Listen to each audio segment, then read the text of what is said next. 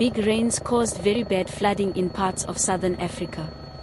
The water got so high that it covered streets, homes, farms, and cut people off from safe places. Many families lost their homes and had no food or clean water.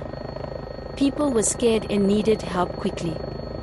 This happened in Mozambique, and also in parts of South Africa like Limpopo and Mpumalanga provinces where rivers overflowed and made trouble for people who lived nearby.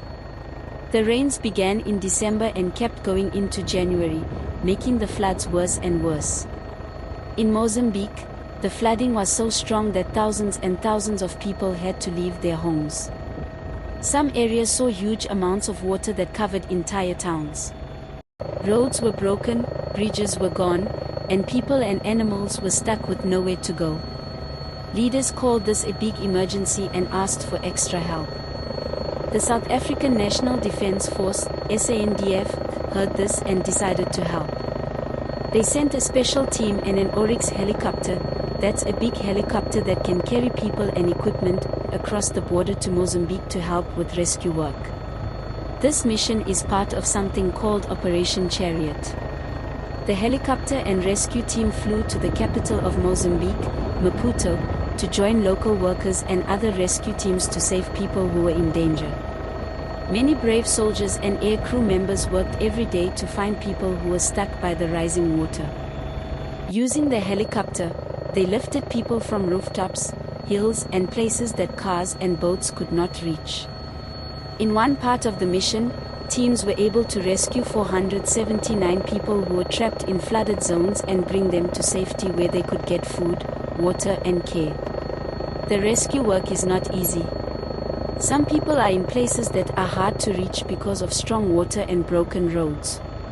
Sometimes helicopters have to land really close to the water, and the teams have to work fast to help people who are cold, wet, scared or hurt. But the pilots and rescue teams keep trying because every life matters. In South Africa's Limpopo and Mpumalanga provinces, strong rains cause flooding too. In these places, the SANDF also used helicopters to help people. They flew in water that had cut off villages and carried people to places where they could be safe and warm. In some cases, families were stuck on the tops of their homes or in trees, and air crews had to lift them to safety using ropes and baskets. All over the region, rescue groups, soldiers, and helpers are working together.